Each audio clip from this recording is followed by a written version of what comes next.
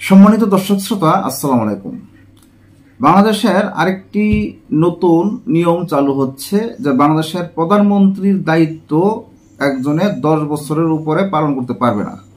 আজকে জনপ্রিয় পত্রিকা সমকালে এমন একটি শিরোনাম পেয়েছি, প্রধানমন্ত্রী পদে 10 বছরের বেশি নয়, সিদ্ধান্ত একমত, এনসিসিতে দ্বিমত। এখন যদি 10 বছরের মেয়াদে একজন থাকে, এটা কেমন হয়?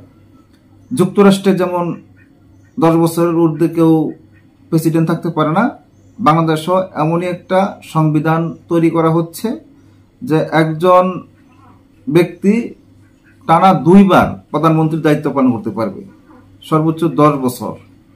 এই 10 বছরের ঊর্ধ্বে না।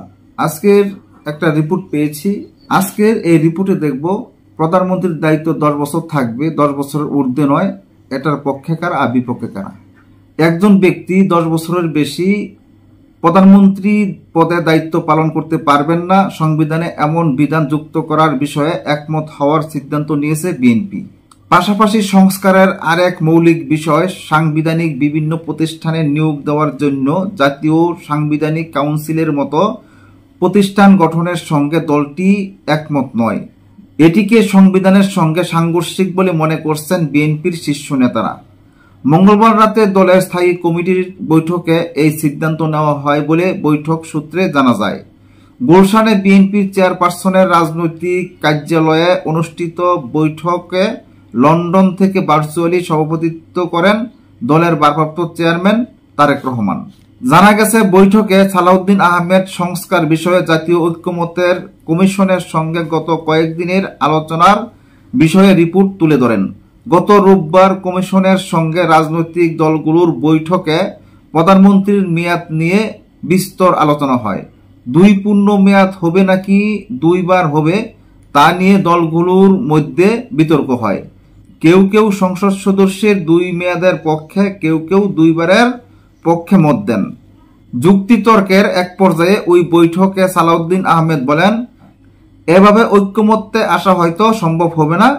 এর বদলে একজন ব্যক্তি তার জীবদ্দশায় সর্বোচ্চ কত বছর প্রধানমন্ত্রী হিসাবে দায়িত্ব পালন করতে পারবেন তা ভেবে দেখার আহ্বান জানান তিনি।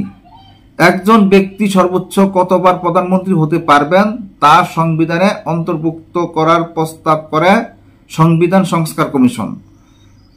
প্রস্তাবে বলা হয়, এক ব্যক্তি সর্বোচ্চ 2 বার প্রধানমন্ত্রীর দায়িত্ব পালন করতে পারবেন। জানা গেছে, মঙ্গলবার রাতে স্থায়ী কমিটির বৈঠকে এটি নিয়ে বিস্তারিত আলোচনা হয়েছে। দলটি সিদ্ধান্ত নিয়েছে একজন ব্যক্তি সর্বোচ্চ 10 বছর প্রধানমন্ত্রী পদে থাকতে পারবেন। এছাড়া বিএনপির সিদ্ধান্ত হচ্ছে নারীদের জন্য 100 আসন এবং সংসদে উচ্চ কক্ষের সদস্য সংখ্যা 100 জনের বিষয়ে বিএনপি ইতিমধ্যে একমত পোষণ করেছেন। প্রধান বিচারপতি নিয়োগের ক্ষেত্রে জ্যেষ্ঠতম 2 জনের মধ্যে যে কোনো একজনকে নিয়োগের বিষয়ে দলটি একমত হয়েছেন। সম্মানিত দর্শক শ্রোতা, আপনারা বুঝতেই পেরেছেন যে একজন প্রধানমন্ত্রী সর্বোচ্চ কত বছর প্রধানমন্ত্রীর দায়িত্ব পালন করতে পারবে এবং কয়বার উনি প্রধানমন্ত্রী হতে পারবেন। এই নিয়ে আজকের একটা বৈঠক হয়েছে। এই বৈঠকের পরবর্তীতে সংবিধানে তারা এটা তুলে ধরবেন যে সংবিধান অনুযায়ী একজন প্রধানমন্ত্রী সর্বোচ্চ 2 বার বা 10 বছর মেয়াদে থাকতে পারবে। এমনটি আজকের আলোচনা হয়েছে। আজ এই পর্যন্তই। আল্লাহ হাফেজ।